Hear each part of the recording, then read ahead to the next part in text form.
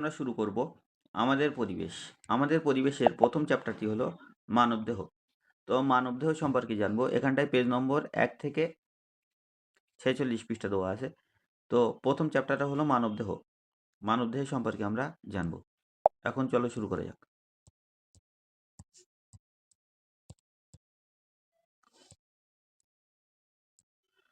প্রথমেই প্রথমেই আছে শরীরের বর্ম।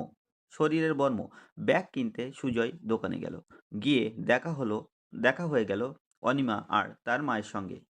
দোকানদার বললেন, ব্যাগ, জুতো, বেল্ট সবই চামড়ার। তবে আজকাল চামড়ার অনেক বিকল্প ব্যবহার হচ্ছে। মানুষের চামড়ার মানুষও চামড়ার ব্যবহার কমাচ্ছে। অনিমা ব্যাগটি দেখিয়ে হাসতে হাসতে বলল, চামড়া এত পুরু হয়? পিছন থেকে সুজয় বলল, হ্যাঁ রে হয়, গন্ডারের চামড়া আরো পুরু। পরদিন স্কুলে এসব বলল ওরা। দিদিমণি সব শুনে বললেন, জানো তো, এক সময় চামড়ার অনেক রকম ব্যবহার হতো। পশুর চামড়া শুকিয়ে তাতে লিখত মানুষ। চামড়ার পোশাক, জুতো ব্যবহার করত। জল নিয়ে যেতে তৈরি চামড়ার তৈরি ব্যাগ ব্যবহার করা হতো। তারপর মানুষ বোঝে যে চামড়া বেশি ব্যবহার বিপদ আছে। পশুরা তো মারা পড়েই, তার সঙ্গে চামড়া বেশি ব্যবহারে পরিবেশ দূষিত হয়। চামড়া কারখানার চামড়া কারখানার নোংরা জলে পড়ে জল নষ্ট হয়। হাওয়ায় দুর্গন্ধ ছড়ায় চামড়ার কারখানা থেকে। তাই আস্তে আস্তে চামড়ার ব্যবহার কমাতে হয়েছে। রিনা বলল, শরীরের কোনো কোনো জায়গায় চামড়া টান টান, আবার কোনো জায়গায় চামড়া কোঁচকানো, আবার কোথাও কোথাও পুরু, কোথাও পাতলা। দিদিমণি জানতে চাইলেন, আমাদের শরীরের বর্ম কোনটা বলো তো? সুজয় বলে উঠল, আমাদের চামড়া। ঠিক বলেছ, চামড়া বা ত্বক। তার নিচে শরীরের সবকিছু, মাংসপেশি, নার্ভ, শিরা, ধমনী। এখন এখান থেকে প্রশ্ন কি আসতে পারে? এখান থেকে প্রশ্ন আসতে পারে, আমাদের শরীরের বর্ম কোনটা? এই আমাদের শরীরের বর্ম কোনটি? এখান থেকে তাহলে আমার উত্তর দিতে হবে আমাদের চামড়া বা ত্বক। এটা হলো 1 নম্বর প্রশ্ন। তারপর সেকেন্ড প্রশ্ন কি হতে পারে এখান থেকে? সেকেন্ড প্রশ্ন হতে পারে যে ত্বক বা চামড়ার নিচে কি কি থাকে? এখান থেকে উত্তর হলো সবকিছু থাকে শরীরের, তার নিচে সবকিছু থাকে। এটা না বললেও চলবে, কিন্তু এখানটায় বলতে হবে মাংসপেশি, নার্ভ, শিরা, ধমনী। ঠিক আছে? তাহলে চামড়া বা ত্বকের নিচে কি থাকে? মাংসপেশি, নার্ভ, শিরা, ধমনী। এখান থেকে এই 2 নম্বর কোশ্চেন এটা হতে পারে। তারপরে চলো দেখা যাক। পরাণ বলল, দিদি, বর্ম কেন বলবো? সুজয় বোঝালো, আঘাত থেকে বাঁচাই বর্ম। ত্বকও তেমনি। বাইরের আঘাত ও সূর্যের অদৃশ্য অতিবেগুনি রশ্মি থেকে বাঁচাই। চামড়ার নিচে মাংসপেশি, শিরা, ধমনী রয়েছে। ত্বক এদের বাঁচাই। নাইলে সামান্য আঘাতেই রক্ত পড়তো। জানো তো, অনেকদিন আগে যুদ্ধেও চামড়ার ব্যবহার হতো। গন্ডারের চামড়া দিয়ে পোশাক, ঢাল বানানো হতো। সেই পোশাক পরে যুদ্ধ করলে সহজে আঘাত লাগতো না, তাই তাকে বর্ম বলা হতো। ঢাল ও শরীরকে আঘাত থেকে বাঁচাই। কোনো জায়গায় ছড়ে গিয়ে ত্বকে আঘাত লাগলে রোগের জীবাণু সহজে আক্রমণ করতে পারে। মিনা বলল, শিরা, ধমনী সব নলের মতো, তাই না? রফিক নিজের হাত দুটো পুড় করে মিনাকে দেখালো। বলল, এই দেখ কি রকম নল দেখা যাচ্ছে। চামড়ার নিচে ফুলে রয়েছে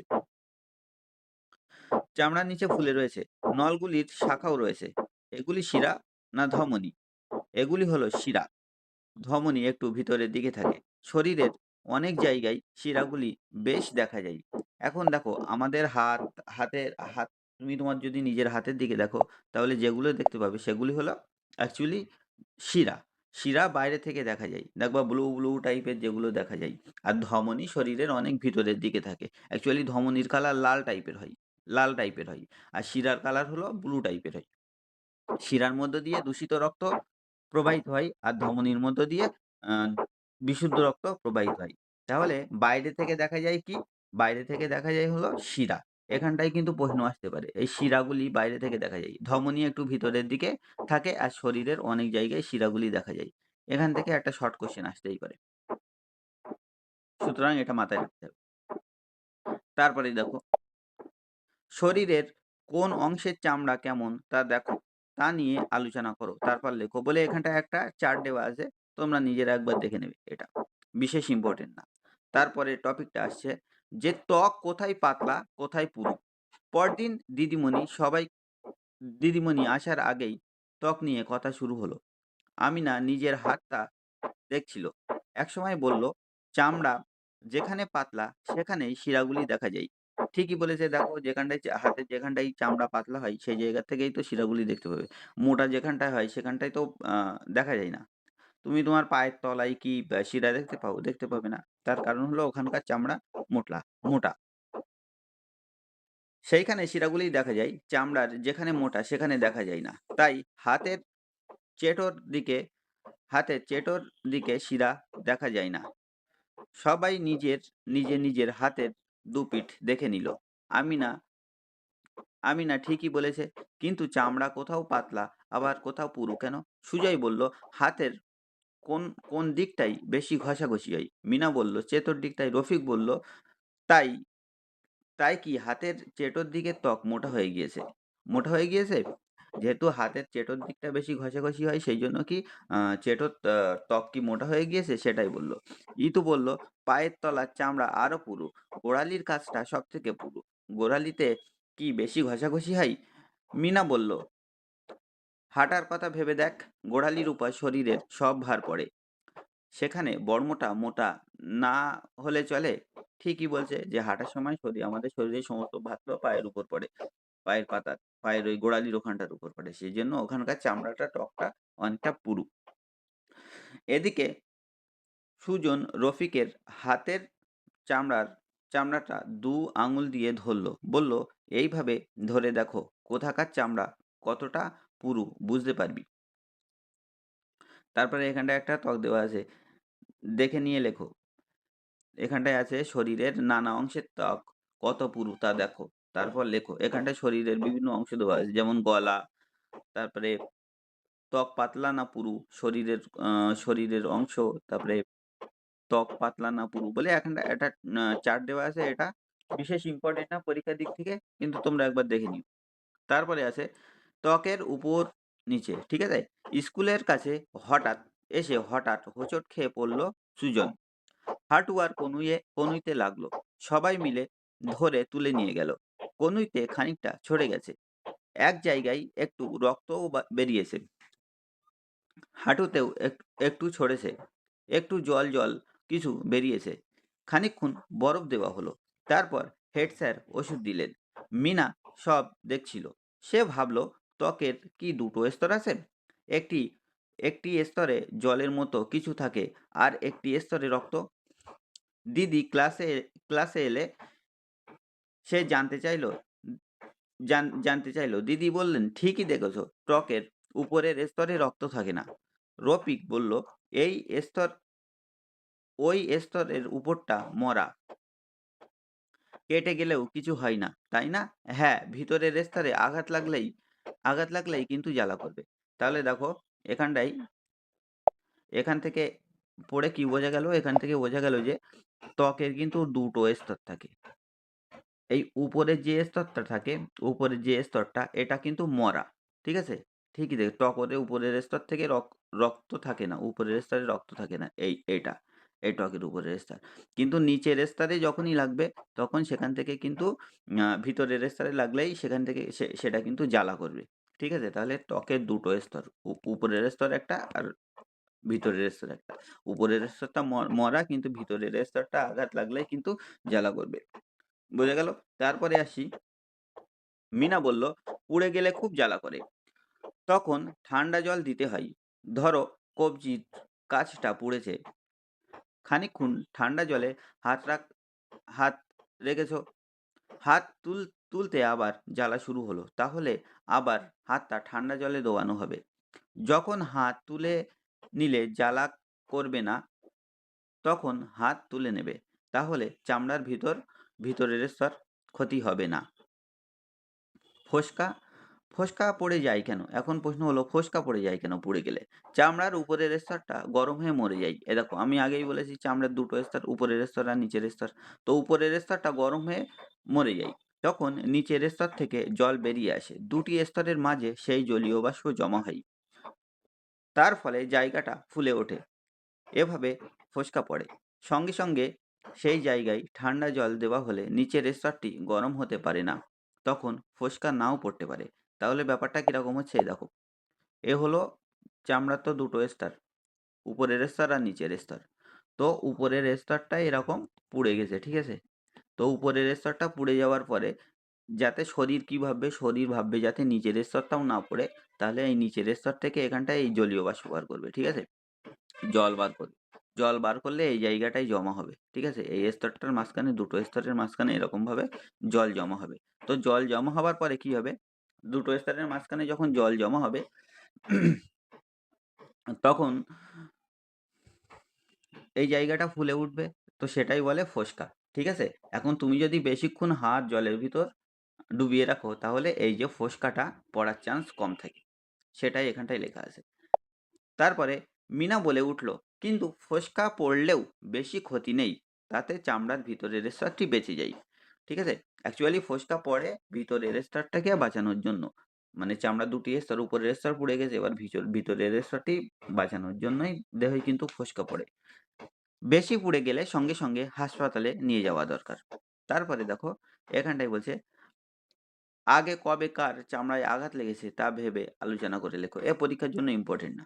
তারপরে দেখো, কোঁকড়ানো কোঁকড়ানো আর কালো কিসের কথা বলা হচ্ছে? নিশ্চয়ই চুলের কথা বলা হচ্ছে।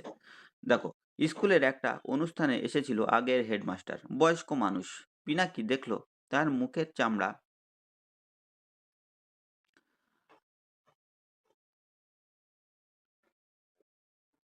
এখন দেখো, কোঁকড়ানো আর কালো। স্কুলের একটি অনুষ্ঠানে এসেছিল আগের হেডমাস্টার, বয়স্ক মানুষ। পিনাকি দেখলো তার মুখের চামড়া টান টান ভাব নেই, কপালের চামড়ারও ভাঁজ। পরদিন ক্লাসে স্যারকে এর কারণ জানতে চাইল। স্যার বলল, বয়সের সঙ্গে সঙ্গে বয়স বাড়ার সঙ্গে সঙ্গে শরীর বাড়লেও চাম শরীর শরীর বাড় শরীর বাড়লে চামড়াও বাড়ে। মোটা হলেও তাই হয়। বৃদ্ধ হলে শরীর ছোট হতে শুরু করে, কিন্তু সেই চামড়া কমে যায় না। তখন চামড়া কুঁকড়ে যায়। হেড স্যারেরও তাই হয়েছে। রিয়াজ বলল, আচ্ছা স্যার, চামড়ার রং কেন আলাদা হয়?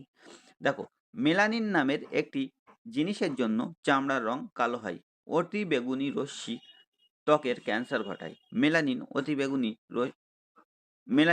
অতিবেগুনি রশ্মি শুষে নিয়ে ক্যান্সার ঘটায়। তাহলে দেখো, চামড়ার রঙের জন্য দায়ী কোন রঞ্জক পদার্থ? এখান থেকে কোশ্চেন আসবে কিন্তু। তাহলে চামড়ার রঙের জন্য দায়ী মেলানিন নামক একটি জিনিস, মানে মেলানিন নামক রঞ্জক পদার্থ। তাহলে এখান থেকে কোশ্চেন, চামড়ার রং নামক একটি জিনিস থাকার জন্য চামড়ার রং কালো হয়। তাহলে মেলানিনের জন্য চামড়ার রং কালো হয়। মেলানিন কি করে? অতি বেগুনি অতিবেগুনি রশ্মি ত্বকের ক্যান্সার ঘটায়, আর মেলানিন সেই অতিবেগুনি রশ্মি শুষে নিয়ে ক্যান্সার আটকায়। ঠিক আছে? তাহলে মেলানিনের কিন্তু অনেক গুরুত্বপূর্ণ। তো এখান থেকে কোশ্চেন আসতেই পারে। ঠিক আছে? ১ নম্বরের কোশ্চেনও আসতে পারে, ২ নম্বরের কোশ্চেনও আসতে পারে। কিভাবে মেলানিন আমাদের ক্যান্সার থেকে বাঁচায়? এরকম ধরনের কোশ্চেনও আসতে পারে কিন্তু ১, ২। তো এই জিনিসটা মাথায় রাখতে হবে। এখান থেকে এই টপিকটা পুরোটাই মুখস্থ রাখতে হবে। ঠিক আছে? তারপরে দেখো, তাহলে কালো চামড়া রোগের বিরুদ্ধে কি বেশি লড়াই করতে পারে? ঠিক তাই। আর রোদ শরীরে মেলানিন তৈরিতে সাহায্য করে। এটাও কিন্তু পরীক্ষার দিক থেকে ইম্পর্টেন্ট। এখান থেকে কালো চামড়া, এই জায়গাটা, ঠিক আছে? এই জায়গাটাও কিন্তু পরীক্ষার পার্সপেক্টিভে ইম্পর্টেন্ট। তাহলে দেখো, সাহেব তো খুব ফর্সা, তাদের চামড়ায় কি মেলানিন নেই? আছে, তবে কম। এটাও ইম্পর্টেন্ট। তারপরে দেখো, মিনা বল মিনা বলল, আমার বুড়ো জেঠুর গায়ের রং কালো, কিন্তু এখন অনেক জায়গায় চামড়া একদম সাদা হয়ে যাচ্ছে। ওইসব জায়গায় মেলানিন তৈরি হচ্ছে না। অপুষ্ট অপুষ্টি বা অসুখের কারণে এসব হয়। তারপরে, তাহলে গায়ে রোদ লাগলে ভালো? হ্যাঁ, ভালো। ত্বকে রোদ লাগলে ভিটামিন ডি তৈরি হয়। এটা ইম্পর্টেন্ট। গায়ে রোদ লাগা ভালো, আর ত্বকে রোদ লাগলে ভিটামিন ডি তৈরি হয়। তাহলে গায়ে রোদ লাগা কেন ভালো? আ কারণ তার জন্য ভিটামিন ডি তৈরি হয় বলে ভালো। কিন্তু প্রখর দুপুরবেলা রোদ না, সকালবেলা রোদ, যেটা মানে মৃদু রোদ। যেটা সেটাই ভালো। কারণ একদম ভর দুপুরবেলা রোদে গেলে কি হয় ওখানটায় অতিবেগুনি রশ্মির পরিমাণ বেশি থাকে। যা আমাদের ত্বকে বিভিন্ন রকম ক্ষতি করতে পারে। দেখো না যখন গ্রীষ্মের দিনে লোকে ম্যাক্সিমাম লোক দুপুরবেলা যখন বাড়ি থেকে বেরোয় ছাতা নিয়ে বেরোয়। এর একটা প্রধান কারণ হলো ওই অতিবেগুনি রশ্মি থেকে নিজেদের বাঁচানোর জন্য। তারপরের টপিকটা দেখো।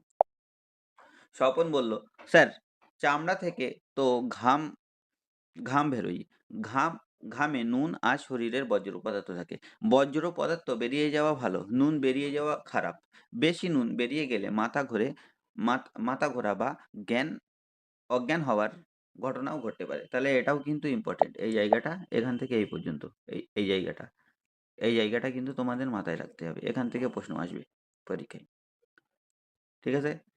তারপরে দেখো, রিয়াজ বলল, চাচার খুব ঘাম হয়। ডাক্তারবাবু বলেছেন একটু নুন জল খেতে। আজ তার কারণটা বুঝলাম। তবে তবে জানো তো, একসময় চামড়ার রং দেখে মানুষের ভেদাভেদ করা হতো। বলা হতো সাদা চামড়ার মানুষরা নাকি সভ্য আর কালো চামড়ার মানুষরা নাকি অসভ্য। কালো চামড়ার মানুষরা নিজেদের সম্মানের জন্য অনেক লড়াই করেছে। শেষ পর্যন্ত লড়াই করে তারা নিজেদের সম্মান আদায় করেছে। যেমন এখানটায় ৩ জনের নাম দেওয়া হয়েছে। Nelson Mandela, Mahatma Gandhi, Martin Luther king. এরা সবাই কালো মানুষ। এরা সবাই কালো মানুষদের সম্মানের জন্য লড়েছে। তাহলে এখান থেকে এই লাইনটা ইম্পোর্টেন্ট, ঠিক আছে? তারপরে দেখো, চামড়ার রং দেখে মানুষে ভেদাভেদ করা আজকের দিনে অপরাধের শামিল।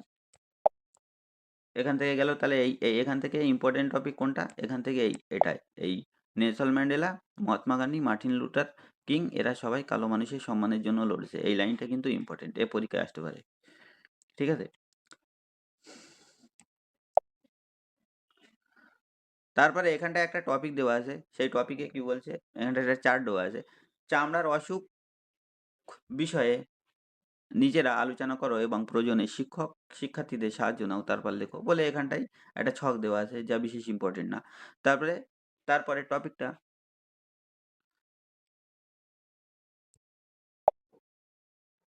তারপরের টপিকটা হচ্ছে চুলের সাতকাহন।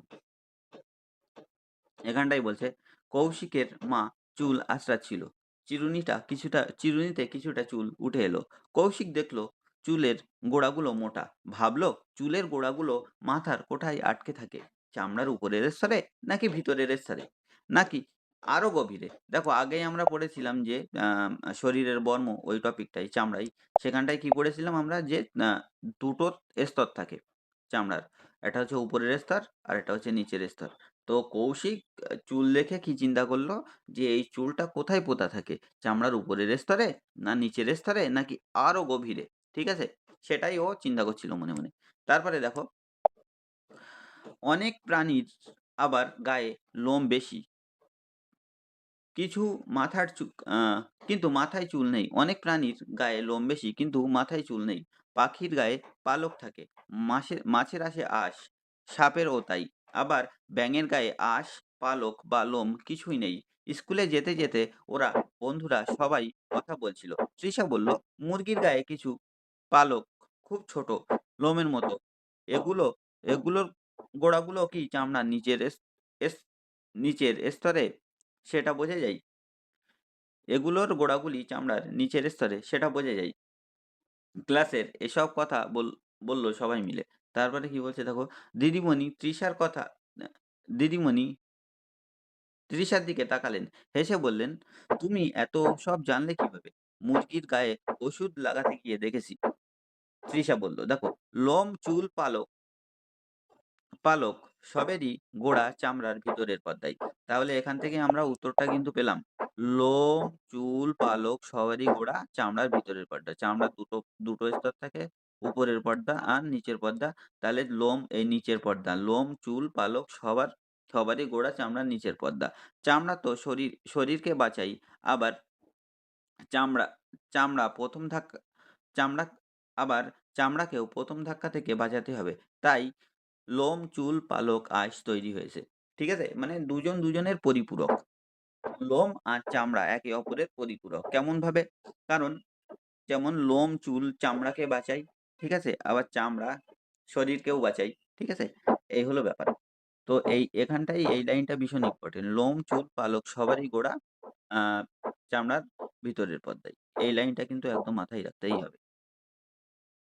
তারপরে দেখো, তৃষা বলল, "মাথা আঁচড়াতে গেলে তো রোজই কিছু চুল উঠে যায়।"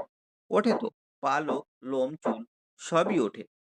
চামড়া আবার তা তৈরি করে নেয়। তবে রোজ বেশ কিছু চুল স্বাভাবিক নিয়মেই পড়ে যায়।" নবীন বলল, "বয়স বাড়লে চুল সাদা হয় কেন?" এটা কিন্তু ইম্পোর্টেন্ট প্রশ্ন। বয়স বাড়লে মেলানিন তৈরি কমে যায়। ওইজন্য চুল সাদা হয়ে যায়। ঠিক আছে? আমাদের গায়ের রঙের জন্য দায়ী কোন রঞ্জক? মেলানিন। এখন মেলানিন রঞ্জক যদি কমে যায় তাহলে চুল সাদা হয়ে যায়। এটা কিন্তু ইম্পোর্টেন্ট। তাহলে এটা মার্ক করি। বয়স বাড়লে চুল সাদা হয়ে যায় কেন? তার উত্তর হলো বয়স বাড়লে মেলানিন তৈরি কমে যায় বলে চুল সাদা হয়ে যায়। এটা পরীক্ষায় আসতে পারে, হ্যাঁ? ইম্পোর্টেন্ট। তারপরেরটা দেখো।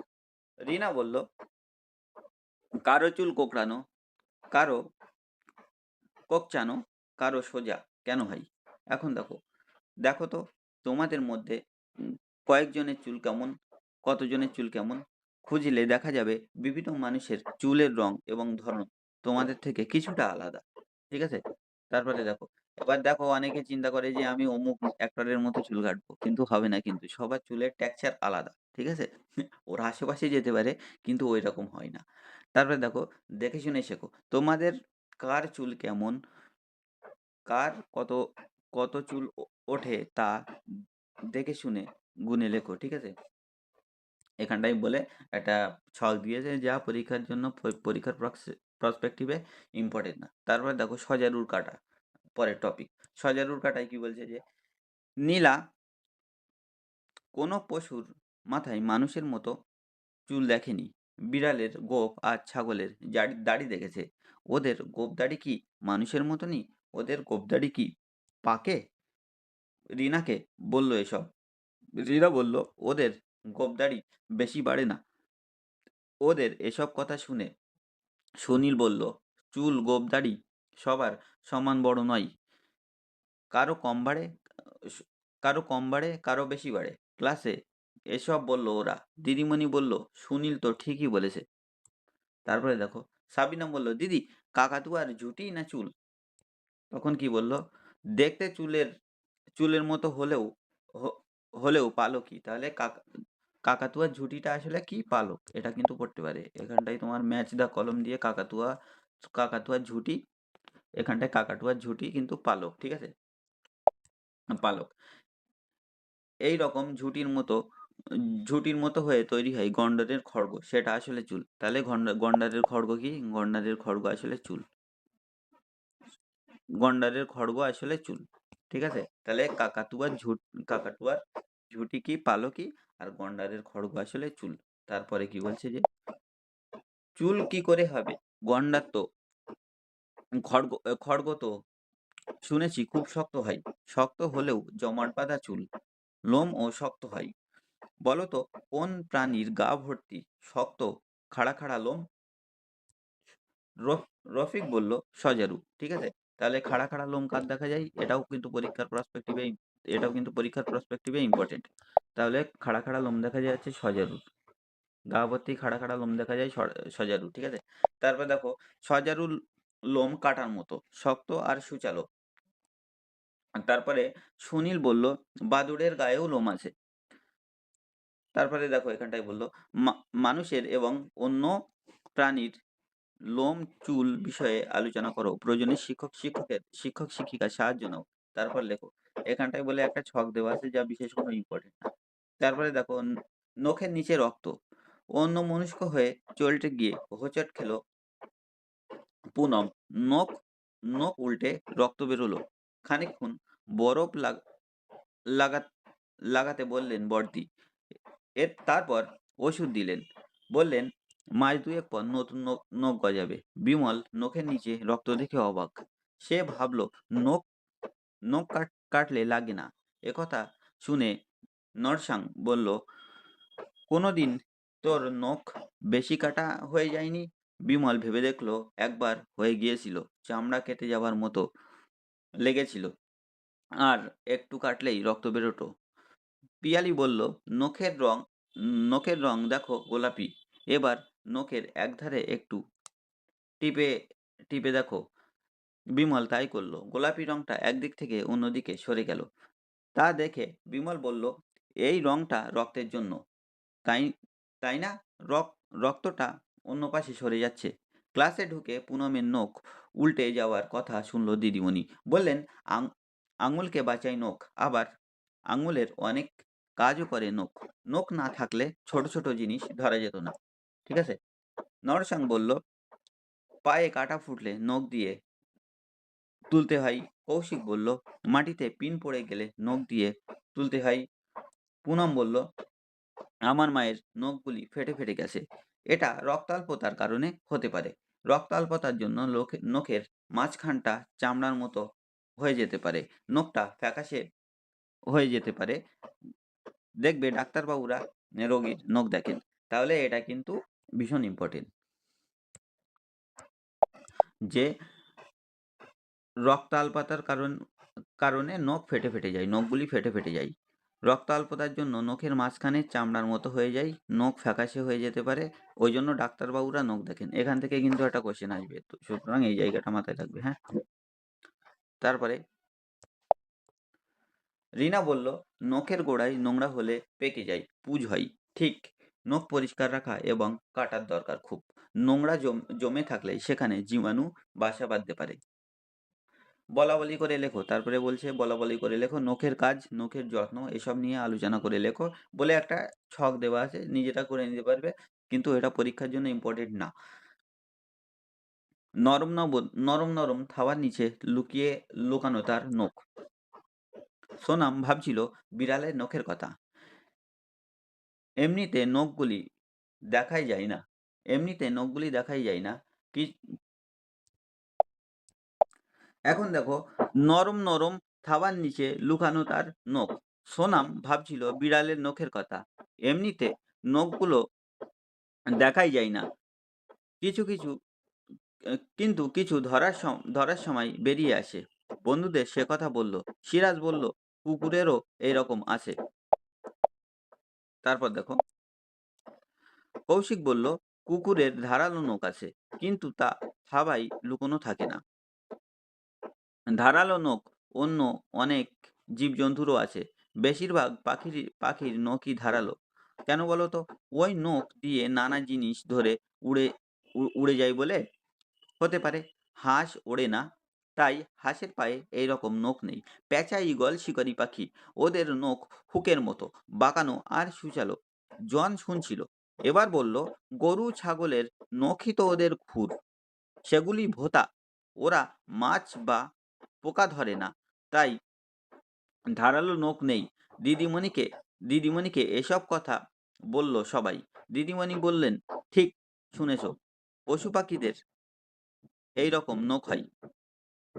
পুনম বলল, দিদি, মানুষ ছাড়া তো কেউ নখ কাটে না, তবু পশু পাখিদের নখ কেন বেশি বাড়ে না? দেখুনি, অনেক পশু পাখি নখ ঘষে ঘষে নখ বাড়তে দেয় না। দিদি, ত্বক, চুল, নখ সবই শরীরের অন্য অঙ্গকে বাঁচায়, তবে এদের যত্ন করতে হয়। সাবান সাবান জল দিয়ে পরিষ্কার করতে হয়, তেল ক্রিম লাগাতে হয়। নখের যত্ন না নিলে জীবাণু ঢুকে নখকুনি হয়, চামড়ায় ফুসকুড়ি হয়, দাঁত হাজা চুলকানি হয়, চুলে খুশকি উকুন হয়। ঠিক আছে? তাহলে আমাদের ত্বকের চুলের যত্ন নেওয়া অবশ্যই প্রয়োজন, সেটা এখানটাই বলছি, কিন্তু এটা বিশেষ ইম্পর্টেন্ট না।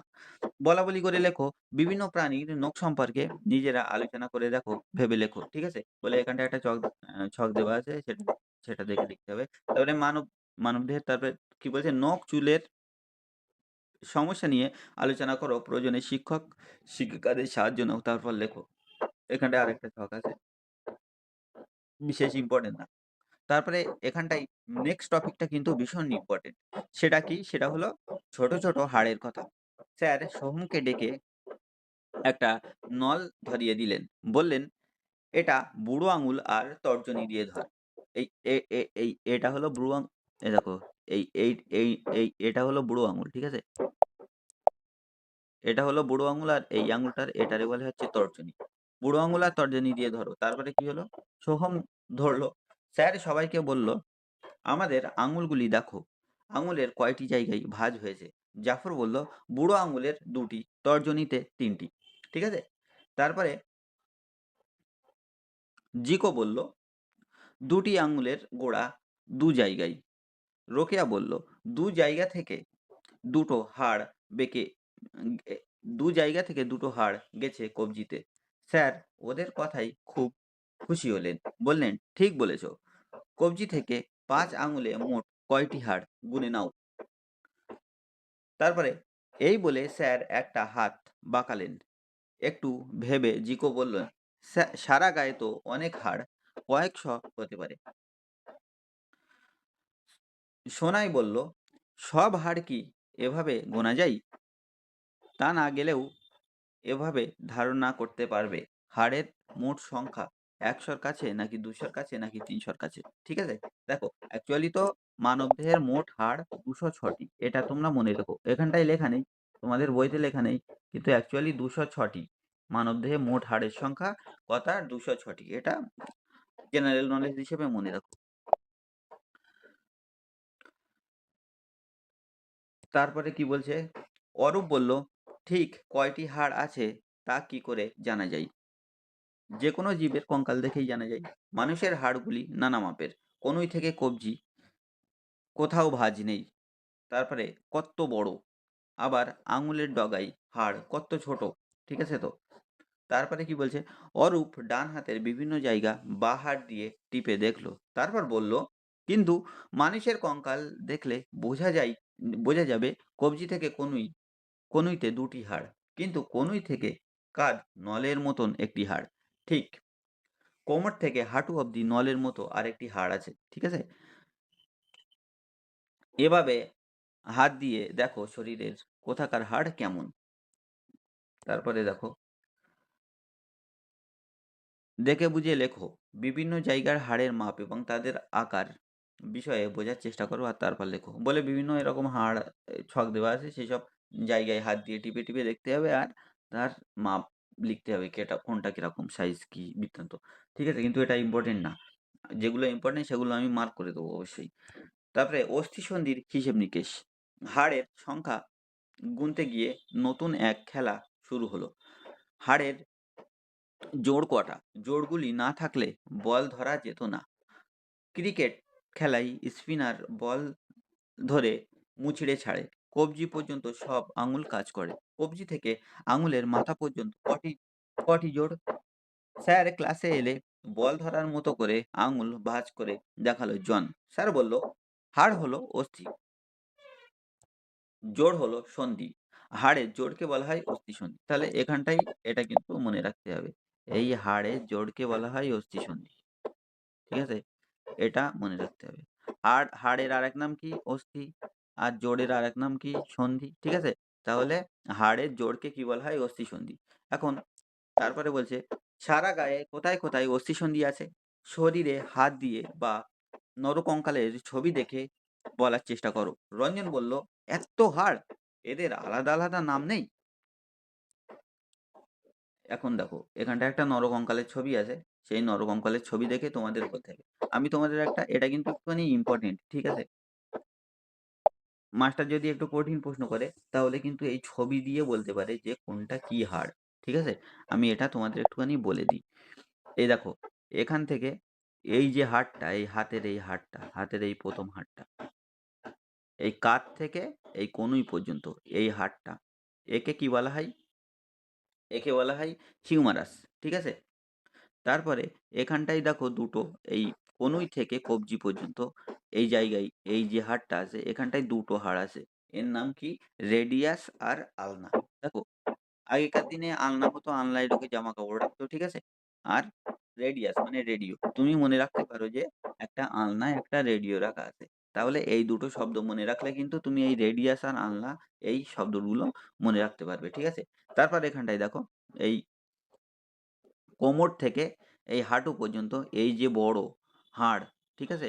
এই হাড়টাকে কি বলা হয়? এই হাড়টাকে বলা হয় হিউমেরাস। ঠিক আছে? এই হাড়টার নাম হিউমেরাস। তারপরে একটু নিচের দিকে আসো। নিচের দিকে এসে এখানটায় এই দেখো, এই হাঁটু থেকে এই পা পর্যন্ত, পায়ের এটা কি? গোড়ালি পর্যন্ত। এখানটায়ও কিন্তু ২ টো হাড় আছে। এই ২ টো হাড়ের কি বলা হয়? এই ২ টো হাড়ের বলা হয় ফিবিয়া আর টিবুলা। ঠিক আছে? ফিবিয়া আর টিবুলা।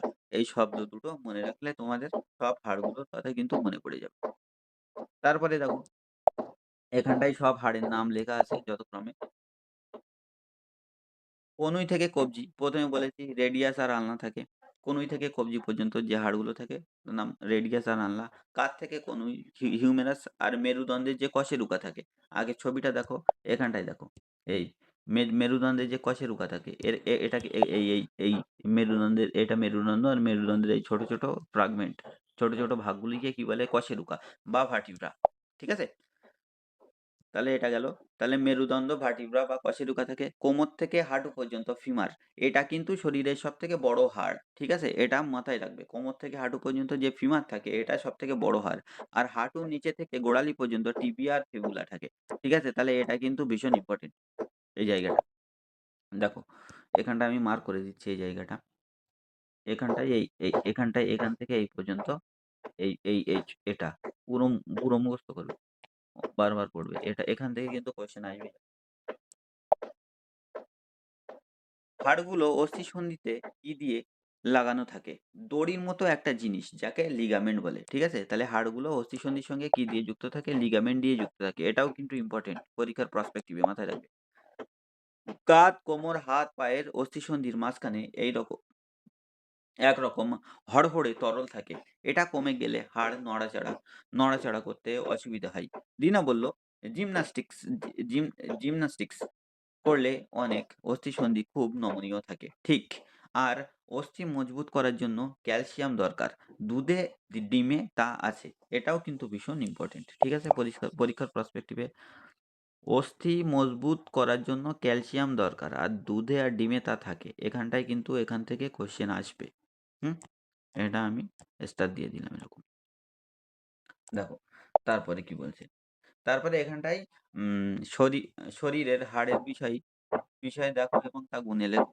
এখানটায় একটা ছক দেওয়া আছে, সেই ছক পূরণ করতে হবে, যা পরীক্ষার জন্য বিশেষ ইম্পর্টেন্ট না। তারপরে অস্থি মজবুত করা আর এই অস্থিসন্ধিগুলি নমনীয় করার বিষয়ে আলোচনা করে লেখো। এ নিজেরা করে নেবে, পরীক্ষার জন্য ইম্পর্টেন্ট না। তারপরে পেশি নিয়ে কিছু কথা।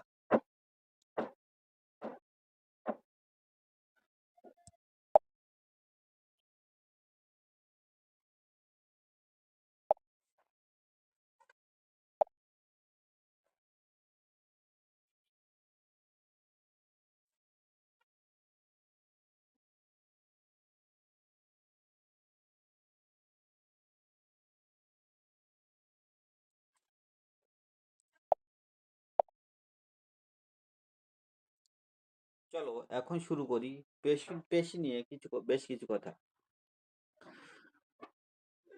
শুভ্রকে কাকা পাঞ্জা লড়াতে শেখাচ্ছিলেন। শুভ্র কাকার হাত চেপে ধরে অবাক। ইটের মতো শক্ত? শুভ্র বলল, তোমার হাত এত শক্ত হলো কি করে? পেশির জন্য কাজ করা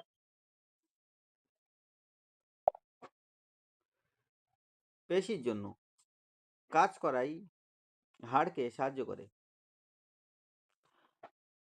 পেশি হাড়ের এক জায়গায় শুরু আর এক জায়গায় শেষ। এমনিতেই নরম, টান টান টান টান করলে শক্ত হয়ে যায়। কিছু টানতে গেলে পেশির জোর চাই। কি করে পেশি জোরালো হবে? মাছ, মাংস, ডিম, মাশরুম, ডাল, সয়াবিন, লেবু খাবে, একটু ব্যায়াম করবে, মাঝে মধ্যে হাতটা টান টান করবে, তারপর ছেড়ে দিবে, পেশি লম্বাই বাড়বে। স্কুলে এসব কথা শুনলো শুভ্র। স্যার বললেন, হাতে অনেক পেশি আছে, লিখতে গেলে অনেক পেশির সাহায্য লাগে। ক্রিকেট খেলাই বল করতে আবার অন্যরকম। দেখার জন্য পড়ার জন্য চোখের পেশি কাজ করে। অজন্তা বলল, অন্য প্রাণীদের দেহে পেশি আছে। নিশ্চয় আছে, নিশ্চয়ই। বাঘের মুখের পেশির জোর খুব, পেশি খুব শক্তপোক্ত। কেঁচোর দেহের বেশিরভাগটাই শুধু পেশি। এখানটায় এটা কিন্তু মনে রাখবে, হ্যাঁ। কেঁচোর দেহের বেশিরভাগটাই শুধু পেশি, এটা। তারপরে, আমাদের হাড় না থাকলে কি হতো? চলাফেরা কেঁচোর মতো হয়ে যেত। তা বটে, আমাদের চোখে হাড় নেই। এর সঙ্গে লাগানো পেশিগুলি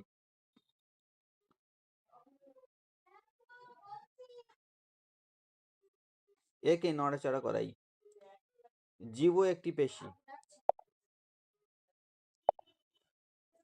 তাহলে এখানটায় দেখো, এখানটায় লেখা আছে যে আমাদের চোখে কোনো হাড় নেই। এই লাইনটা কিন্তু মাথায় রাখবে, আমাদের চোখে কোনো হাড় নেই, আর এর সঙ্গে লাগানো পেশিগুলি একে নাড়াচাড়া করাই। চোখের আশেপাশে যেসব পেশি থাকে সেগুলোই কিন্তু চোখে নাড়াচাড়া করাই।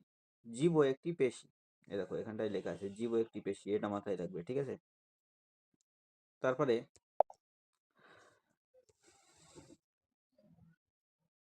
একাই অনেক কাজ করে কোনটা? জীব। কোনো খাবার চেটে নিতে পারে, মুখের ভিতরে চিবানোর সময় খাবারটাকে ওলট পালট করে নিতে পারে, আবার গিলতেও জিভের সাহায্য লাগে। আর জিভ না থাকলে কথা বলা যায় না। আবার কানের লতিতে পেশি থাকে, তবে সে কোনো কাজই করে না। এখানটায় দেখো, কানের লতিতে পেশি থাকে, ঠিক আছে, তবে সে কোনো কাজই করতে পারে না। এইটুখানি মাথায় রাখতে হবে কিন্তু, ঠিক আছে। এই, এটা ইম্পর্টেন্ট। কানের লতিতে পেশি থাকলেও এটা কোনো কাজ করতে পারে না। তারপরে দেখো, মানুষ ও অন্যান্য প্রাণীর শরীরের পেশির বিষয়ে আলোচনা করে লেখো। এখানটা একটা ছক আছে, এটা পূরণ করতে হবে, এ বিশেষ কিছু ইম্পর্টেন্ট না। তারপরে আছে স্ট্যাথোস্কোপের কথা। এখানটায় দেখো, ডাক্তার বাবুরা বুকে স্টেথোস্কোপ দিয়ে রাখেন। সিধু ভাবলো, অমন একটা জিনিস বানানো যায়। স্টেথোস্কোপের যেদিকে বুকে ঠেকানো সেটি ছোট নলের মতো, ছোট ফানেলের মতো। ও একটি ফানেল আর রাবারের নল দিয়ে স্টেথোস্কোপ বানানোর চেষ্টা করলো। ছোট বোনের বুকে নলটা ঠেকিয়ে সিধু ফানেল কানে দিল। তারপর অবাক হয়ে শুনলো, বুকে এত শব্দ হয়। ভালো করে দেখার আগেই বোনকে মা ডাকলেন। বোন এক ছুটে চলে গেল, আবার একটু পরে ফিরে এলো। সিধু আবার এভাবে শুনলো। এবার মনে হলো যেন শব্দটি বদলে গেছে। পরের দিন স্কুলে সবাইকে ও সে কথা বলল। দিদিমণি শুনে বললেন, ঠিকই শুনেছ। দৌড়ে গেলে আবার দৌড়ে ফিরলে হৃৎপিণ্ডের ধুকপুক শব্দটা বেড়ে যায়। এখন আশা বলল, হৃৎপিণ্ড কি? দেখো, এটা কিন্তু ইম্পর্টেন্ট এরপর থেকে। শরীরে রক্ত ছড়িয়ে দেবার পাম্প। হৃৎপিণ্ড হলো শরীরে রক্ত ছড়িয়ে দেবার পাম্প। সারা শরীরে রক্ত যাওয়ার জন্য ছড়িয়ে আছে ধমনী। এখন সারা শরীরে রক্ত ছড়িয়ে যাওয়ার জন্য কি ছড়িয়ে আছে? ধমনী। পাম্প করে ওই নল দিয়ে রক্ত পাঠাই বুকের ভিতরের একটি অঙ্গ, যার নাম হৃৎপিণ্ড। তাহলে হৃৎপিণ্ড কি? শরীরে রক্ত ছড়িয়ে দেবার পাম্প। তারপরে দেখো, রবিলাল বলল, সারা শরীরে রক্ত যাওয়ার দরকার কি? সারা শরীরে অক্সিজেন ও প্রয়োজনীয় পুষ্টি পৌঁছে দেয় রক্ত। আবার ধরো, তোমার নাকে ফোড়া হয়েছে, সেখানে ফোড়ার অনেক জীবাণু, রক্তেও কিছু জীবাণু মিশেছে, কিন্তু তুমি ওষুধ খেয়েছো। ওষুধটা ফোড়ার জীবাণু মারতে পারবে, কিন্তু ফোড়ার কাছে ওষুধটা কিভাবে যাবে? রক্তে কিন্তু ফোড়ার কাছে ওষুধটা কিভাবে যাবে? তাহলে এখানটায় কি? এখানটায় একটা জিনিস ইম্পর্টেন্ট হলো, সেটা হলো সারা শরীরে রক্ত যাওয়ার দরকার কি? তাহলে সারা শরীরে রক্ত যাওয়ার দরকার, তার কারণ হলো সারা শরীরে অক্সিজেন ও প্রয়োজনীয় পুষ্টি পৌঁছে দেয় রক্ত, ওই জন্য সারা শরীরে রক্ত যাওয়ার দরকার। এটা কিন্তু ইম্পর্টেন্ট এই জায়গাটা, ঠিক আছে। এখান থেকে এই পর্যন্ত। তারপরে দেখো, তারপরে টপিক কি বলছে?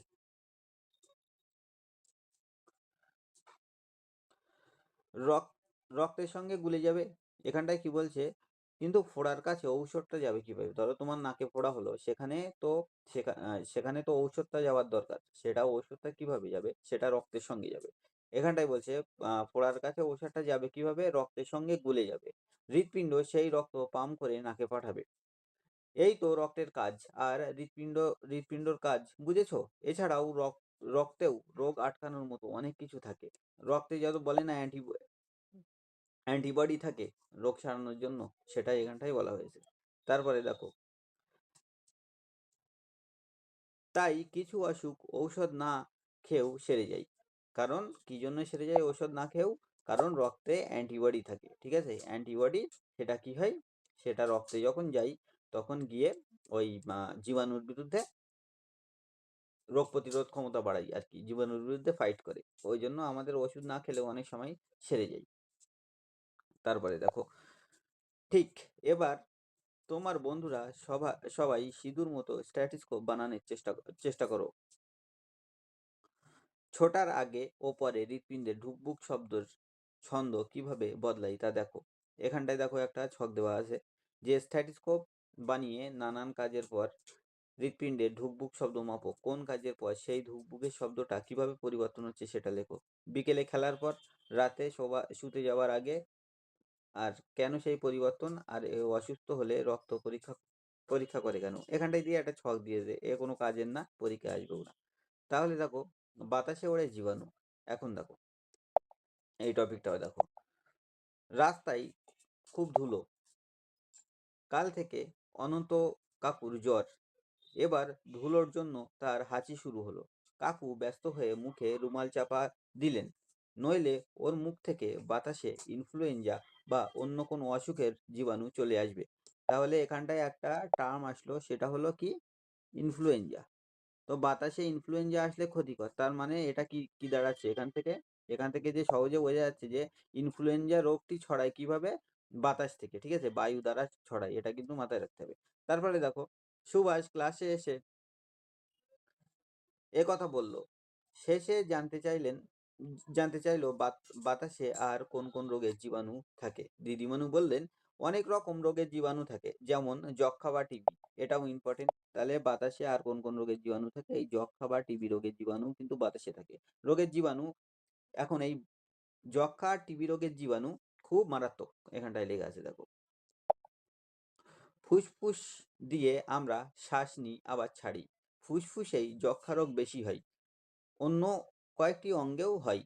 যক্ষা রোগ সাধারণত ফুসফুসে সব থেকে বেশি হয়, আর অন্য অঙ্গেও হয়, ঠিক আছে? এটা মাথায় রাখবে, ফুসফুসে যক্ষা রোগ সব থেকে বেশি হয়। আর যক্ষা আর টিবি রোগের জীবাণু বায়ু দ্বারা মানে সংক্রমিত হয়, এক জায়গা থেকে অন্য জায়গায় যায়, আর বায়ু দিয়ে ছড়াই, ঠিক আছে? বাতাসের মাধ্যমে ছড়াই। এটা গেল। তারপরে সুভাষ বলল, কি করে বোঝা যায় যে ফুসফুসে যক্ষা হয়েছে? প্রথম তারপরে কি বলছে যে প্রথম বিকেলে জ্বর হয়। এখন এটা ইম্পর্টেন্ট কিন্তু, যক্ষা কিভাবে হবে, সেটা ফুসফুসে যক্ষা হয়েছে সেটা কিভাবে বোঝাই? তার উত্তরটা হলো এটা, যে প্রথম বিকেলে জ্বর হয়, রাত রাতে ঘাম ও শ্বাসকষ্ট হয়, ঘুম থেকে ওঠার পর টানা কফ উঠতে থাকে, তারপর খাওয়ায় অরুচি হয়, বুকে ব্যথা হয়, অসুখ একটু বাড়লে কাশির সঙ্গে কাঁচা রক্ত ওঠে, ওজন ক্রমশ কমতে থাকে। এটা কি? যক্ষা রোগের উপসর্গ, ঠিক আছে? এইগুলো কিন্তু যক্ষা রোগের উপসর্গ। এটা 2 কিংবা 3 নম্বরের কোশ্চেন কিন্তু এইটা আসতে পারে। কি যক্ষা রোগের, ফুসফুসে যক্ষা হলে কিভাবে মানে তার উপসর্গগুলো কি কি বলে, সিমটম গুলো কি কি বলে, এই কোশ্চেনটা আসতে পারে। এটা লং কোশ্চেন হিসেবে আসতে পারে। তারপরে দেখো, ওই কফ বা হাঁচিতে রোগ ছড়াই? হ্যাঁ, থুতু থেকেও ছড়াই। তাহলে যক্ষা রোগ থুতু থেকেও কিন্তু ছড়াই। সামনে দাঁড়িয়ে কথা বললেও ছড়াই। তবে মনে রেখো, যক্ষা বংশগত রোগ নাই। এটা কিন্তু ইম্পর্টেন্ট। এই যক্ষা বংশগত রোগ নাই, এটা মাথায় রাখতে হবে, ঠিক আছে? এখান থেকে ট্রু ফলস আসতে পারে, যে যক্ষা কি বংশগত রোগ, হ্যাঁ কি না, সেটা তোমার বলতে হবে। কিংবা যক্ষা ড্যাশ রোগ নয়, সেখানটাই বংশগত রোগ নাই লিখতে হবে, শূন্যস্থান পূর্ণ হিসেবেও আসতে পারে। তারপরে দেখো, এই রোগ কতদিনে সারে? বছরখানেক হাসপাতালে ডিওটি চিকিৎসা করাতে হয়। ঠিক আছে? তাহলে যক্ষ্মা রোগের জন্য কি করাতে হয় সাধারণত? এই রোগ হলে বছরখানেক হাসপাতালে গিয়ে ডিওটি চিকিৎসা করাতে হয়। এই টার্মটা কিন্তু ভীষণ ইম্পোর্টেন্ট। এটা কি এই ম্যাচ দা কলম দিয়ে যক্ষ্মা, একধারে লিখে দেবে যক্ষ্মা, আর একধারে এরকম লিখে দেবে এই শব্দটা ডিওটি। ঠিক আছে? তো এখানটায় মিলাতে হবে। যেমন ইনফ্লুয়েঞ্জা লেখা থাকবে, অন্যদিকে বাতাস বায়ুবাহিত রোগ। যক্ষ্মা লেখা থাকবে, তারপরে তার সঙ্গে কি লেখা থাকবে? অন্য সাইডে ডিওটি লেখা থাকবে। তাহলে ম্যাচ দা কলাম হিসেবে কিন্তু এই যক্ষ্মার সঙ্গে এই ডিওটি শব্দটা রিলেটেড সেটা আসতে পারে। তাহলে যক্ষ্মা হলে বছরখানেক হাসপাতালে গিয়ে ডিওটি চিকিৎসা করাতে হয়। ঠিক আছে? উম তাহলে এবার পুরো সেরে যাই। 60-70 বছর আগেও এর ভালো চিকিৎসা ছিল না। মানে যক্ষ্মা রোগের চিকিৎসাটা কিন্তু খুব রিসেন্ট। ঠিক আছে? এর আগে মানুষ যক্ষ্মা হলে মারা যেত। 60-70 বছর আগেও মানুষ যক্ষ্মা হলে মারা যেত। যারা পারত তারা ভালো খাবার খেত।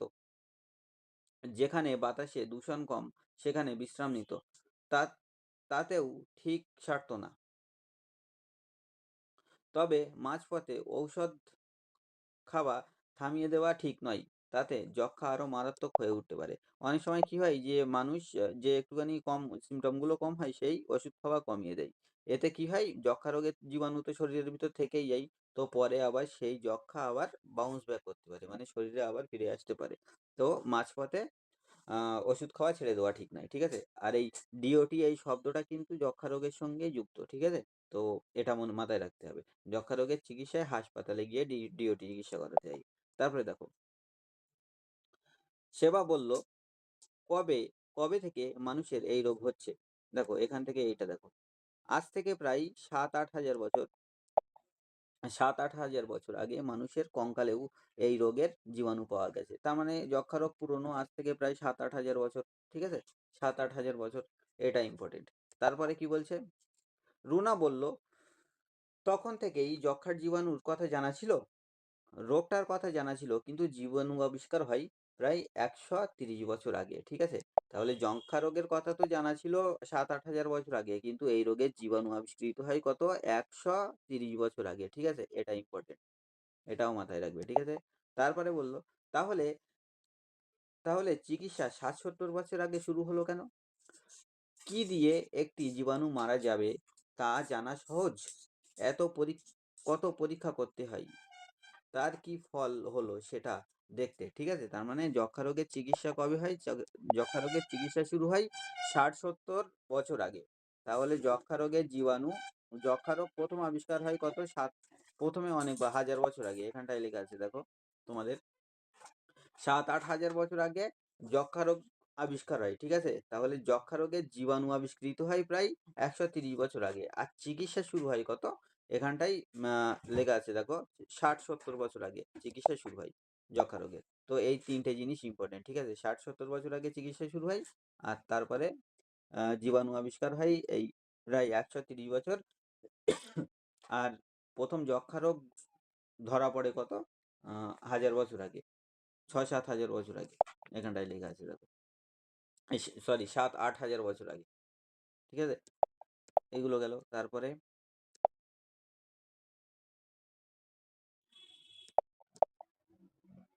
এখন জলের সঙ্গে জীবাণু। ঠিক আছে?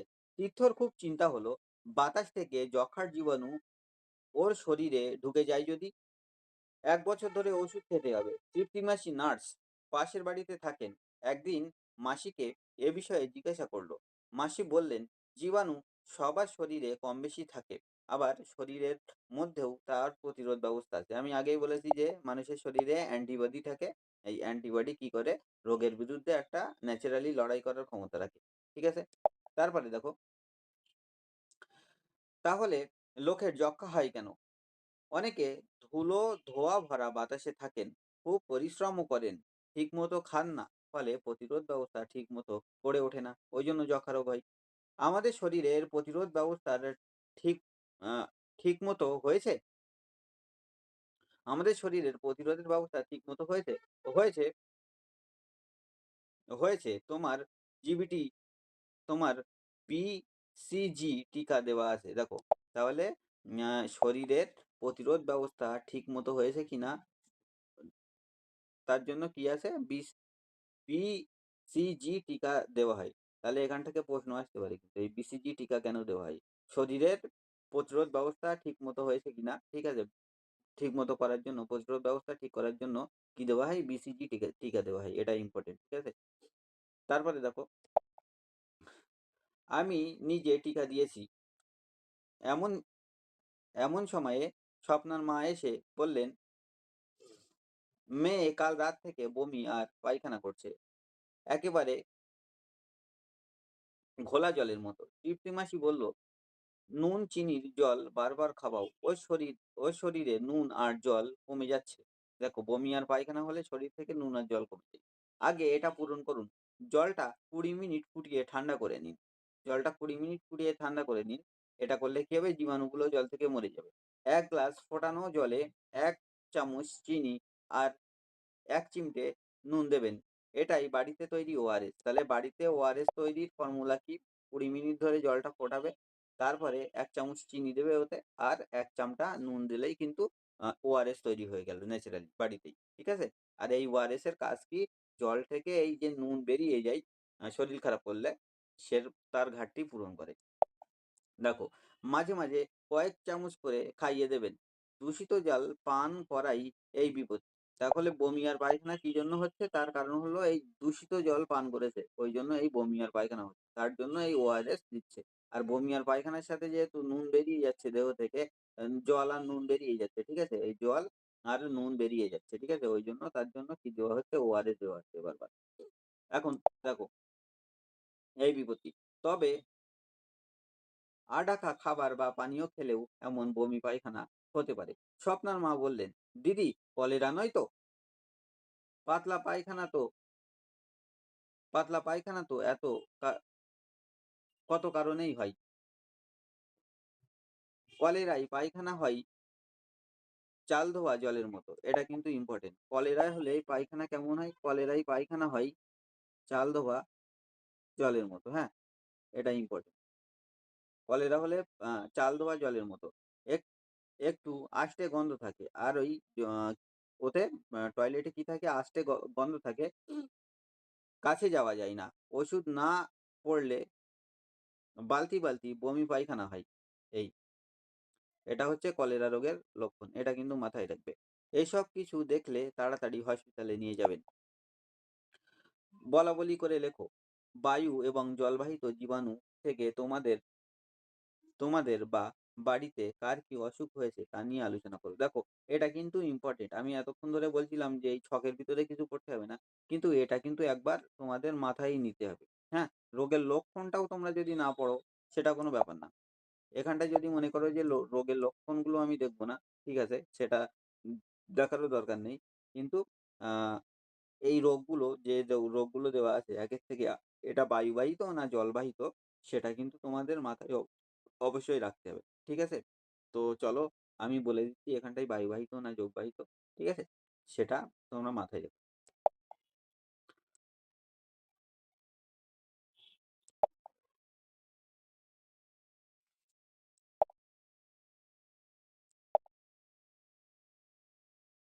দেখো, এখন এই যে ডিজিজ গুলোর নাম দেওয়া আছে এখানটায়, রোগগুলোর নাম দেওয়া আছে, সে রোগের লক্ষণ সম্পর্কে জানো না জানো, কিন্তু এই বায়ুবাহিত কিনা কিংবা জলবাহিত কিনা এটা অবশ্যই জেনে রাখো। যেমন টাইফয়েড।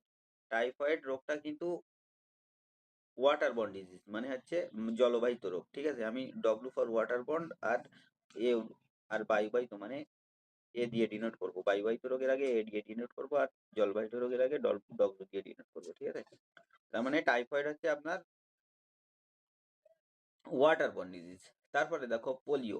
পোলিও রোগটা কিভাবে হয়? পোলিও রোগটা সাধারণত জলের মাধ্যমে হয়, তার মানে এটাও তোমার ওয়াটার বর্ন ডিজিজ হয়ে গেল, ঠিক আছে? তারপরে আসছে নিউমোনিয়া। তাহলে নিউমোনিয়ায় কি হবে? নিউমোনিয়া কিন্তু এয়ার বর্ন ডিজিজ, এটা মনে রাখতে হবে, নিউমোনিয়া। তারপরে আসছে অ্যালার্জি। অ্যালার্জির ক্ষেত্রে কি হয়? অ্যালার্জির ক্ষেত্রেও এটাও কিন্তু এয়ারবর্ন ডিজিজ। তারপরে কৃমিজনিত যত রোগ আছে, কৃমিজনিত যত রোগ সেটা হচ্ছে জলের মাধ্যমে আসে, তাহলে এটা কি হয়? ওয়াটার বর্ন ডিজিজ হয়ে যাবে, ঠিক আছে? তারপরে দেখো, মামস ভাইরাস।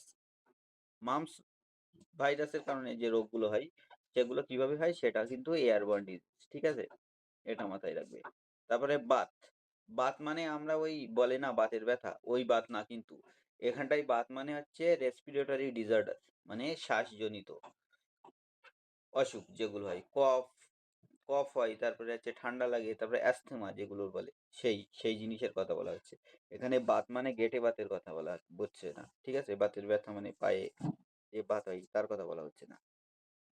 এটা এখানে যে বাতের কথা বলা হচ্ছে সেটা হলো এয়ারবর্ন ডিজিজ, বায়ুর মাধ্যমে হয়, ঠিক আছে? তারপরে জলবসন্ত। এখানটায় কিন্তু একটুখানি কনফিউজিং, এটা ভালোভাবে মাথায় রেখো, হ্যাঁ? কিরকম জলবসন্ত, ১ম এ জল আসে মানে এরকম মনে হতে পারে যে এটা হয়তো ওয়াটারবর্ন ডিজিজ, কিন্তু এটা আসলে এয়ারবর্ন ডিজিজ, ঠিক আছে? বায়ুর মাধ্যমে এটা এক জায়গা থেকে অন্য জায়গায় ছড়ায়, ঠিক আছে? ক্লিয়ার হোক? তারপরে এখানটায় যে ছকটা আছে সেখানটায় কি বলছে যে ওআরএস কি কাজে লাগে এবং কিভাবে তৈরি হয়, ঠিক আছে? এটা তো তোমার টেক্সটেই পড়েছো। ওআরএস কি কাজে লাগে, কিভাবে তৈরি হয় আর কি কাজে লাগে। প্রথমে বলছে কি কাজে লাগে। দেখো, শরীরে যখন খনিজ লবণের পরিমাণ কম হয়, লবণের পরিমাণ কম হয়, বেরিয়ে যায় শরীর থেকে, তখন ওআরএস ইউজ করা হয়, ঠিক আছে? ওরাল রিহাইড্রেটিং সলিউশন, ওআরএস এর ফুল ফর্ম হলো ওরাল রিহাইড্রেটিং সলিউশন, ঠিক আছে? তো এটা কি কাজে লাগে, যখন অতিরিক্ত নুন বেরিয়ে যায় তখন সেটা আবার ব্যালেন্স করার জন্য, বডিতে নুন ব্যালেন্স করার জন্য এই ওআরএস ব্যবহার করা হয়। আর এটা কিভাবে তৈরি করা হয় এটাও টেক্সটে দেওয়া আছে। সেই প্রথমে ২০ মিনিট তোমার জলটাকে ফুটিয়ে নিতে হবে, তারপরে ওতে কি অ্যাড করতে হবে, ১ চামচ চিনি আর সঙ্গে এক চিমটা নুন অ্যাড করতে হবে, ঠিক আছে? করলে যে সলিউশনটা তৈরি হবে, যে দ্রবণটা তৈরি হবে সেটাই হলো ওআরএস। এটা তোমার টেক্সটে আছে, এটা পড়তেও পারে, ঠিক আছে? এটা একেবারেই খারাপ না। আমি সাধারণত আম এই ধরনের বক্সের ভিতর যেগুলো আছে সেগুলো করতে বারণ করছিলাম। কিন্তু এটা কিন্তু ইম্পোর্টেন্ট, এটা করতে পারো, ঠিক আছে? তারপরে দেখো, তারপরে বলছে কেমনভাবে স্টেথোস্কোপ এলো? মানে ডাক্তাররা যেটা ইউজ করে না, কানে দিয়ে থাকে। তোমরাও যখন বড় হয়ে ডাক্তার হবে তখন এরকম এই যন্ত্রটা ইউজ করবে। এরকম থাকে দুটো। তারপরে এরকম জুড়ে গিয়ে এরকম একটা এই এরকম থাকে। এখানটায় একটা মাইক্রো থাকে, এটা কানে দেয়। এই দুটো পার্ট কানে দেওয়া থাকে। এটাকে বলে স্টেথোস্কোপ। সিধু আর তিমির ডাক্তার কাকুর স্টেথোস্কোপ নিয়ে নেড়ে চেড়ে দেখছিল। ওরা স্কুলে যে স্টেথোস্কোপ গুলো বানিয়েছে সেগুলির থেকে এটা ভালো। ডাক্তার কাকু ওদের বললেন, স্থেথিস্কোপ আবিষ্কারের সঙ্গে একটি মজার গল্প জড়িয়ে আছে। গল্পের কথাই সিধু আর তিমির নড়েচড়ে বসলো, কিন্তু একা একা গল্পটা শুনতে ওদের মন খারাপ হলো। বাকি বন্ধুরাও যদি শুনতে পেত গল্পটা তাহলে খুব মজা হতো। সে কথা ডাক্তার কাকুকে বলতেই তিনি একটা উপায় বার করলেন। ঠিক হলো, এই শনিবার ডাক্তার কাকু ওদের স্কুলে যাবেন, স্কুলের সবাইকে শোনাবেন স্টেথিস্কোপ আবিষ্কারের গল্প। শনিবার ডাক্তার কাকু স্কুলে এলেন, সবার বানানো স্টেথিস্কোপ গুলো দেখলেন, খুবই ভালো বললেন। ওনার স্টেথিস্কোপও সবাই দেখলো। তারপর ডাক্তার কাকু গল্পটা বলা শুরু করলেন। আজ থেকে ২০০ বছর আগের কথা। এখানটাই এটা কিন্তু ইম্পর্টেন্ট, ২০০ বছরের বেশি, ঠিক আছে? ২০০ বছরের বেশি আগের কথা। রেনে লিনেক, আর এই নামটা মনে রাখতে হবে, ঠিক আছে? রেনে লিনেক, এইটা ইম্পর্টেন্ট, ঠিক আছে? রেনে লিনেক নামক একটি ছোট ছেলে ছিল। তাহলে স্টেথোস্কোপের আবিষ্কর্তাই এই রেনে লিনেক, ঠিক আছে? সব জিনিস খুব খুঁটিয়ে দেখার অভ্যাস ছিল তার, মানে তোমাদের মতনই একটা বাচ্চা। বড় হয়ে লিনেক ডাক্তার হন। সবসময় ডাক্তারি নানা বিষয় নিয়ে ভাবতেন তিনি। এক সময় ফুসফুস নিয়ে চিন্তা ভাবনা করতেন তিনি। তেমন এক সময় একদিন বিকেলবেলা বাগানে পায়চারি করছেন লিনেক। হঠাৎ দেখলেন দুটো ছোট ছেলে একটা মজার খেলা খেলছে। একটা ধাতুর নলের একদিকে একটি ধাতুর জিনিস দিয়ে আঁচড় কাটছে একজন, অন্যদিকে সেই ধাতুর নলটির অন্যদিকে কান লাগিয়ে সেই আঁচড়ের আওয়াজ শুনছে। এইভাবে দুজন ঘুরিয়ে ফিরিয়ে সেই খেলাটি খেলতে লাগলো। এক মনে ওদের খেলা দেখছিলেন লিনেক। হঠাৎ তার মাথায় একটা ভাবনা এলো। দৌড়ে নিজের ঘরে ফিরে গেলেন তিনি। টেবিলের উপর পড়েছিল লম্বা একটি মোটা কাগজ। কাগজকে গোল করে পেঁচিয়ে পেঁচালেন লিনেক। তা দিয়ে লম্বা সরু একটি নল বানালেন, জুড়লেন আঠা দিয়ে। এভাবেই তৈরি হলো প্রথম স্টেথিস্কোপ। মানে প্রথম স্টেথিস্কোপ কিন্তু কাগজ দিয়ে তৈরি হয়। তবে কাগজের নল সহজে নষ্ট হয়ে যায়। আবার কাগজের ভিতর দিয়ে বুকের ধূপ ধূপ শব্দটা ভালো করে শোনা যায় না। এবার ছুতোর ডাকলেন লিনেক, ঠিক আছে? মানে যারা কাঠের কাজ করে তাদের ডাকলেন। নিজের আঁকা স্টেথিস্কোপের নকশা ধরিয়ে দিলেন তার হাতে। ছুতোর ফাঁপা সরু কয়েকটা কাঠের নল বানিয়ে দিল। সেই একনলা স্টেথিস্কোপই ছিল আদিম স্টেথিস্কোপ। তারপর আস্তে আস্তে তার চেহারা বদলাতে থাকে। একসময় সেটা হয়ে দাঁড়ালো আজকের স্টেথিস্কোপ। তাহলে প্রথমে স্টেথিস্কোপ কেমন ছিল দেখতে? একনলা। একনলা মানে একটা নল স্টেথিস্কোপ। একনলা মানে কাঠের এরকম একটা ফাঁকা, এরকম একটা সিলিন্ডার ছিল। এটা কাঠের তৈরি ছিল, ঠিক আছে? ভিতরের দিক দিয়ে ফাঁকা। এটাই ছিল প্রথম স্টেথিস্কোপ, যেটা লিনেক বানিয়েছিল। তারপরে মডিফাই হতে হতে এখন ডাক্তাররা যেটা ইউজ করে সেটাই হয়েছে, যেটা ছবিতে তোমরা সহজে দেখতে পাচ্ছ। দেখো লিনেকের বানানো স্টেথিস্কোপ এটা। এই লিনেকের বানানো স্টেথিস্কোপ হচ্ছে এইগুলো, এক নলা, ঠিক আছে? তারপরে প্রথম দুনলা স্টেথিস্কোপ এটা। তারপরে আজকের দিনের স্টেথিস্কোপ এরকম দেখতে, ঠিক আছে? ক্লিয়ার হলো? তারপরে দেখো, ও এই চ্যাপ্টার তো কমপ্লিট হয়ে গেল। তাহলে এখানটায় স্ট্যাথিস্কোপের এখান থেকে দুটো জিনিসই মনে রাখতে হবে। প্রথম স্ট্যাথিস্কোপ কি ছিল? একনলা। আচ্ছা, তারপরে স্ট্যাথিস্কোপের আবিষ্কর্তা কে? এই রেনে লিনেক। এই লোকটার নাম মনে রাখতে হবে, এই সায়েন্টিস্টটার নাম রেনে লিনেক। আর আজ থেকে 200 বছরের বেশি আগে এই স্ট্যাথিস্কোপ তৈরি হয়। প্রথম স্ট্যাথিস্কোপ কেমন ছিল? একনলা, এরকম কাঠের ফাঁপা, ঠিক আছে? এইগুলো মনে রাখলেই মোটামুটি হলো। তাহলে এই চ্যাপ্টারটা কমপ্লিট হয়ে গেল। আবার দেখা হবে পরের চ্যাপ্টারে।